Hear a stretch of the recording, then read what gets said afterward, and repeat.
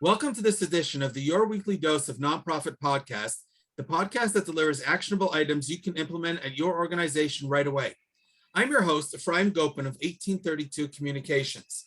Today, I'm really happy to have with us a communications and media expert, Jacob Kamaras. Jacob, how you doing today? I'm all right.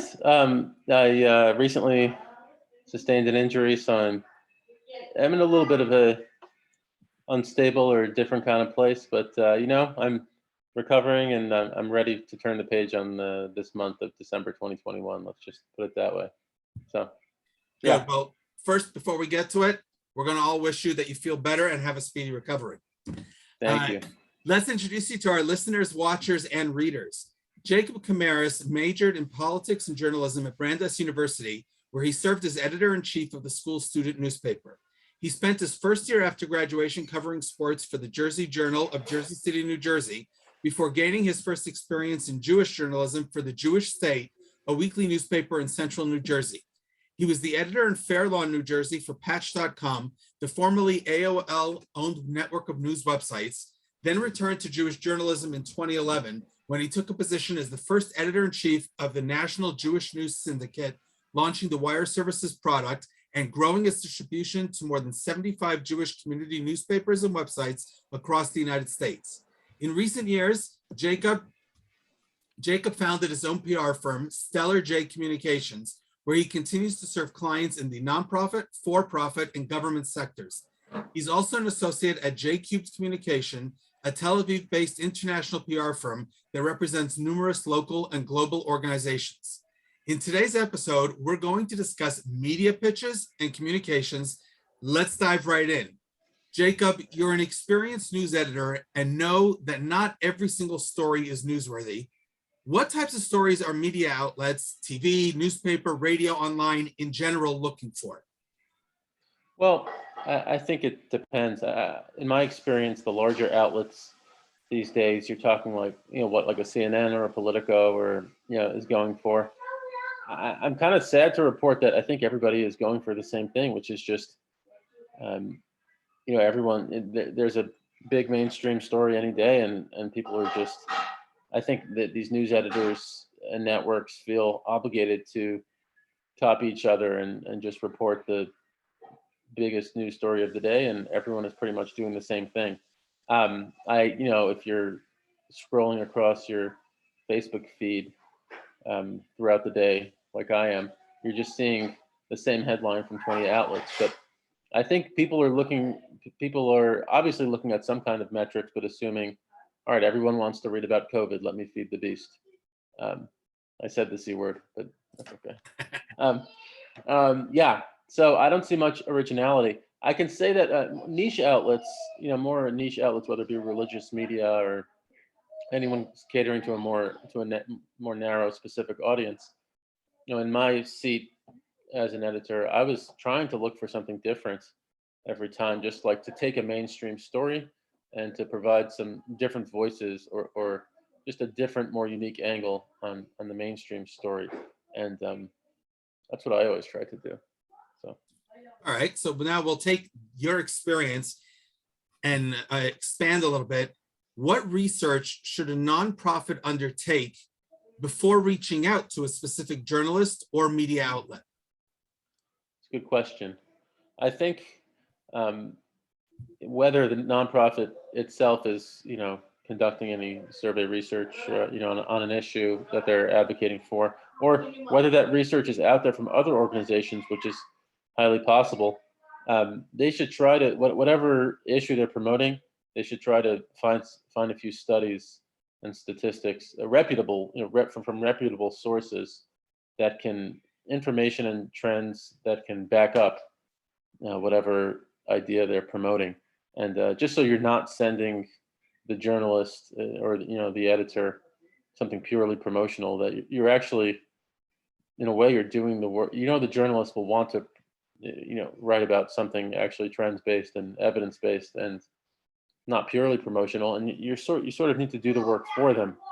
In your seat as an advocate, you sort of need to, because some of them, these journalists, don't have the time to do that research themselves. So if you do the work for them, you're likelier to get through. A quick follow-up to that, with the Mhm. research, if I have a unique story or local angle on that, is that something that they would be looking for as well? A local angle, yeah, for local media, I would say yes. It would, it would stand to reason. A local media would want a local angle. Sometimes it's sometimes it's good enough to just provide a local quote, or connect them to a local source. Like if well, a major metropolitan daily newspaper uh, could just cover a purely national story, but might want just one voice from the community to talk about the national issue. That could be enough. Cool, Yeah. okay. So please discuss the importance of building relationships with journalists and how that can help organizations place more stories in media outlets. Oh gosh, I mean, I think if we're talking about this, I think relationships are everything, like almost 100%. Like it's just I can't tell you how many times like a story gets published. I think particularly when we're talking about pitching opinion pieces to an op-ed editor, I think you just have to know who you're dealing with, and um, just in my experience, if you have a warm relationship, that editor is probably going to post your piece. If you are cold, it's like if you worked in sales. If you're cold calling, I'm sure the rate of success is 3 in 100, something like that. Um, so cold pitching and cold calling are the same. If you have your nonprofit or you're a publicist and you're just going to the New York Times or something a little lower bar with a ready-made article, or even to offer someone for an interview. Um, if you're cold emailing someone, I mean, your chances of succeeding are enormously low. So relationships are everything. Building the relationships takes time. Um, Again, I think in niche media, this is easier to do. I'll give the Jewish community as an example. And we have a lot of outlets across the country in the Jewish community. Some are local, some are national, and the organizations and publicists and everyone who has been working in this space has been doing so for a long time. Everybody knows each other, whether from trade conferences or just other platforms, associations, and that system runs like a well-oiled machine because the relationships just have been worked on and are there, and you can send out your press release, and people will see your name come across the inbox and know who you are, and they'll be like, "Okay, sure, I'll run a crime story." Like so. Um, Yeah, and sometimes if you break through, if you get lucky, I remember once like unexpectedly getting a response from the San Jose Mercury News on an op-ed submission, and I didn't come into it with particularly high hopes, but then you have a relationship to cultivate in mainstream media because you know that, hey, actually this guy works for a major newspaper, but he's actually a nice guy. He might actually respond to me, even with a no. And by the way, no is a fine answer to hear. No is sometimes the best answer to hear on a submission because then you can at least move on to the next thing. So even someone who tells you no, that's a good relationship. Okay, that's Yeah. that's important for people to hear. A no is not Yeah. necessarily the end of the road. Let's look at today's actionable item. Please share with us 3 to 4 things an organization has to have prepared in advance before they reach out to pitch a story, whether it's local or national. Yeah. I would have first of all, well, a pitch in itself. Just have 3 or 4. Keep it short. I like when I was an intern once at Bloomberg Wire Service, and they didn't talk about things in terms of paragraphs. They talked about things in terms of screens. So your email shouldn't be more than one screen. Like you shouldn't have to scroll. Whoever is receiving your email shouldn't have to scroll down to read more. So that's usually 2 or 3 paragraphs. So it's like have a tight presentation, concise. Um, have supporting materials that an editor would need to publish the story right away. So like, don't send it without a photo. I don't know if your photo is going to be a boring headshot of the CEO of your organization. That's not great, but so be it. Something, preferably some sort of action, illustrative photo that illustrates the story. Um, also have your sources lined up. So if you're representing someone, if you're working with an organization, I get the buy-in. I obviously need the buy-in first from your organization, from your CEO, from other staff members. Hey, okay, these are the people at my organization, or outside experts, actually, who will talk to you, Mr. or Mrs. Reporter, right? You need to have your you need to have your next steps lined up. So like, who will, right? Who can this reporter or editor speak to next? Like, have that list. Don't say that in the email, but like, have it in case, you say like, hey, I'll be happy to connect you with more people. Know who those people are, and finally, prepare your people for that conversation should it happen. So like, sure, I can connect you with the CEO, but like, make sure that your CEO kind of will be articulate on the subject before offering them. You give them a few talking points as well. Sometimes it might seem like you're reiterating the obvious to them, but it's still good homework. Yeah. That last one is important. Don't throw anyone to a media outlet without having prepped them in advance. I've seen what happens when you don't prep them in advance. It's not good. Yeah, actually, it can either be not good in terms of you won't get a great story, or you'll get no story. Like the reporter will just say, forget it, I won't run something. Maybe that's better in that scenario.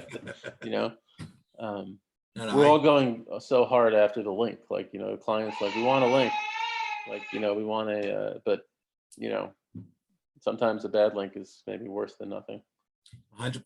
So let's talk post story. You made a pitch, it was accepted, and your organization has now been featured on TV, radio, or in the newspaper. What should an organization do post feature to maintain the relationship with the reporter and the media outlet? Yeah, I think you're right. So the organization with the media outlet, I think obviously like promote their story on social, tag them, make sure that it shows gratitude when you are going to feature their story on your channels as much as possible. I would say you'll want to follow up with them on future stories, but don't be a pest. Like give it some time and space. Don't be that person who's going to be capitalizing off the success so aggressively that the next week you're going to send them another idea. Like, give it some time. Give it a few weeks or the next month, or maybe some outlets are only the types of outlets that you'll approach 2 or 3 times a year or once a year. But give it some time and space, and maybe see how, trying to think of like opportunities. There might be opportunities for goodwill that don't necessarily directly relate to your organization. You can connect them with some type of other idea that you're not promoting, but you just think it's a good idea in a kind of a non-pushy type of manner. Hard to think of a specific example, but those opportunities could be out there. As long as you're maintaining the relationship over the long term, that's the most important thing. Good. Yeah. Let's move to the lightning round and learn more about you. What got you started on your communications and media career path? Yeah, so I started out as a journalist. It was about 10 years in journalism. That started out from an interest in sports. And I was in college and got involved with the student newspaper, and didn't know I didn't know the platform through which to be involved in sports, but that ended up being writing. Early in my career, that didn't end up being so practical, kind of the sports journalism route. So I pivoted to more Jewish community news and some other daily news. And long story short, the whole journalism career lasted about 10 years. Nice. The last half of that was in the Jewish world with the Jewish, the National Jewish, the wire service, and that position was kind of more of a customer-based position. I was running the wire service. We had subscriber publications, and I was in touch with most Jewish news editors in the country. But at the same time, in that position, I was let's say more as a high school sports reporter and those kinds of things. I wasn't receiving any pitches. I was just receiving assignments. But in the Jewish world, I was definitely, especially as an editor in the Jewish world, I started receiving tons of pitches from PR firms and publicists promoting organizations. And I want to say that I always, I think like some investigative journalists, there are some journalists who can kind of only write a bad story or negative news. And like I was never that person. I always had a cordial or at least responsive relationship with publicists and firms. I would always, at least give them a no if it was a no, rather than ignoring the email, just out of common courtesy. And often it was a positive relationship. Just it was just another relationship that I did not see as adversarial. I even though they're promoting a client and obviously doing it for financial gain, um, I saw it as a helpful relationship in some respects. And towards the end of that, I eventually left my position in 2016 and didn't know what to do next. I ended up going back to the same news organization as a freelancer 3 months after quitting. So that was just I considered myself at that point like this is like a failed pivot. Like like, what did I gain out of that? But there was one publicist who just reached out to me and just updated me on what was going on with his firm, and I updated him about myself, and one thing led to another, and I started freelancing Nice. for the firm. That was JQ Communications. And then so I started going more and more into that world, and then ended up starting my own business based on Nice. those connections in the PR world. And it even led to, I mean, as a journalist, I was in touch often with a publicist who represented the embassy of Azerbaijan to the United States. His name was Jason, and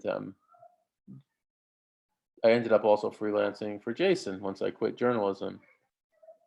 We'll maybe discuss this later. I'd never quit journalism. I always did a little bit of it, even when I left the position. But I ended up freelancing for Jason, and sadly, Jason committed suicide. And but I eventually took on his client, which was the embassy of Azerbaijan.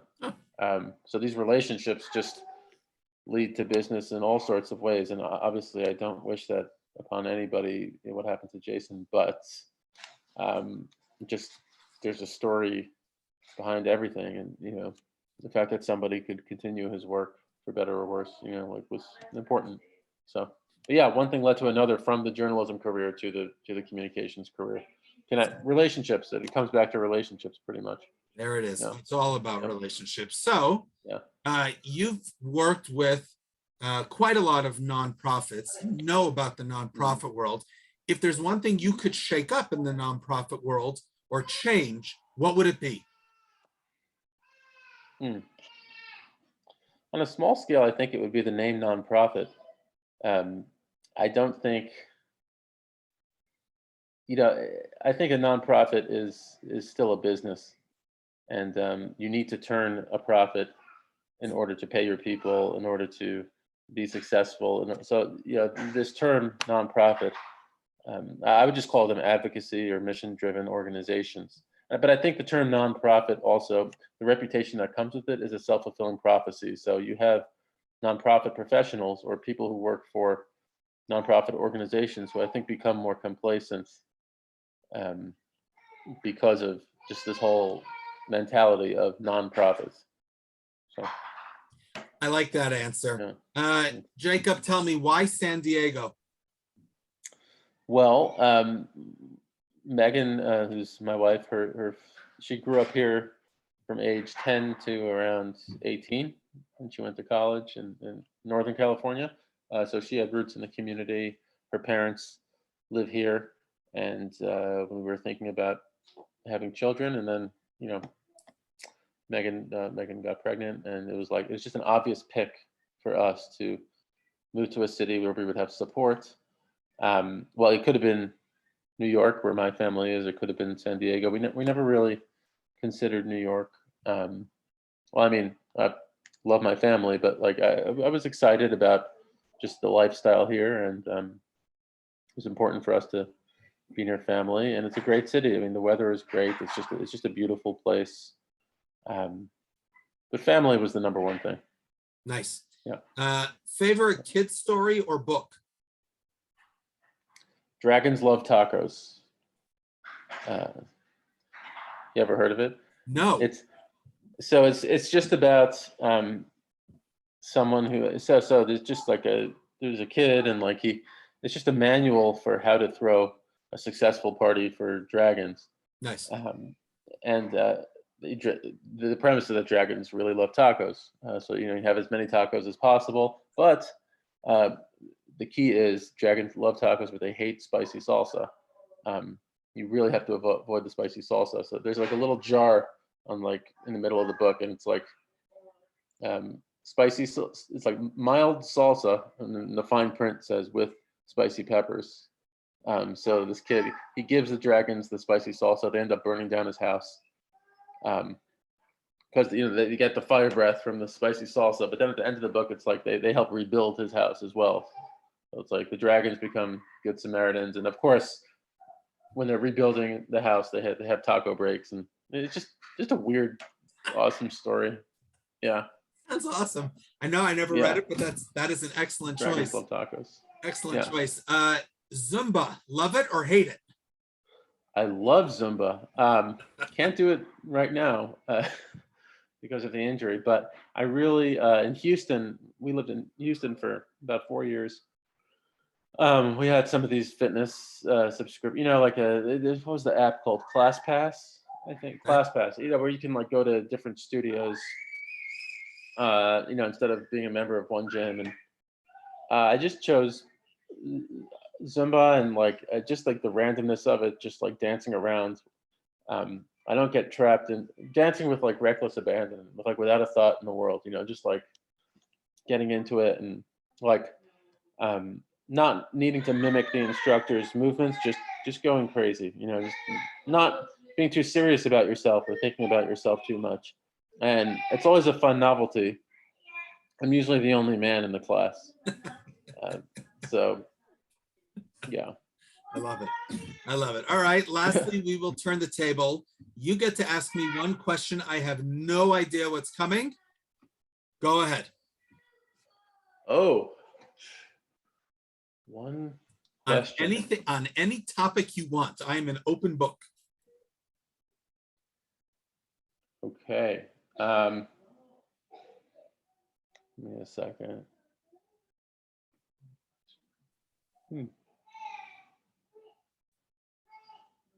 Remote work, love it or hate it? Oh God, love it. My life's motto is if it requires pants, it's not happening. That's it. That's it. There you go. I don't, if I don't have to get dressed up for and leave the house or anything, no, I'm all for it. I know you do a lot of remote work also. You Yes. like it or you don't like it? Yeah, I've worked remotely probably for the last 8 or 9 years Oh for the wow. most part. When my job with the Jewish News Syndicate started out as an office job in Boston, but then when I moved, I got engaged to Megan, and she wanted to move to Los Angeles at the time.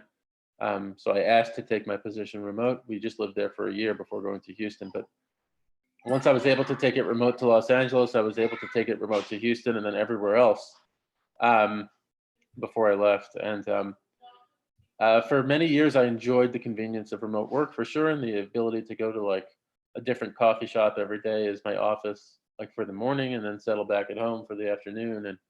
And it was nice. Cool. I'm sort of over it though. It was hard during the early part of COVID because I'm fine putting on the pants and getting out of the house a little bit. And like again, the early part of COVID took away my capability to work from a coffee shop. It's funny. I used to tell people like I work at Starbucks, and it was like, oh, do you serve coffee? Or like, no, I just work on my laptop. Um, I would say that at this point, I mean, some people who work remotely get a lot of interpersonal interaction, but and they're on Zoom all day now. Even though I have clients, I don't have many phone meetings or Zoom meetings at all. So I'm just hunkering down and writing and editing most of the day. So I'm a bit over it. I think finding ways to foster more interpersonal interaction and things like that, and even have some in-person meetings here and there. It's always been a goal of mine in more recent years to like ramp that up and maybe escape this remote work world if I can. We'll see.